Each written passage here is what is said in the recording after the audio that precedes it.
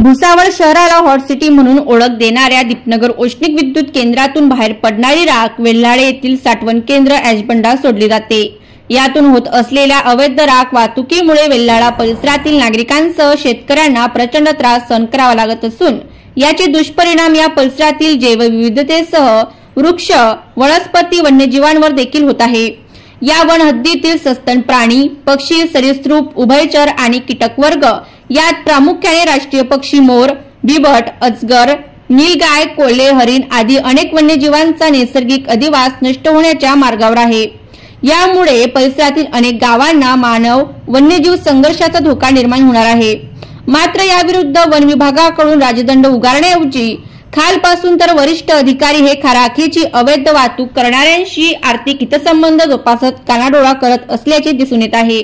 दीपनगर औष्णिक केंद्रातून उत्सर्जित होणारी राख ही भुसावळ तालुक्यातील वेल्हाळे वनहद्दीतील साठवण केंद्र ॲशबंड मधून राखेची वाहतूक न करण्याचे आदेश वन विभागाच्या वतीने करण्यात आले आहे।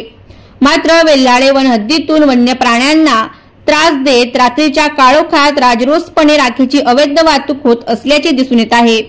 मात्र संबंधित वन परिक्षेत्र अधिकारी राखेची अवैध वाहतूक करणाऱ्या टिप्पर व ट्रॅक्टर धारकांवर कारवाई करत नसल्याने अधिकाऱ्यांना वन्यजीव संरक्षण कायद्यात नमूद वन्य प्राण्यांच्या संरक्षण व संवर्धनाचा विसर पडला असल्याचे वन्यजीव प्रेमींकडून बोलले जात आहे। Bureau report, Mahanews 19 Jalgaon.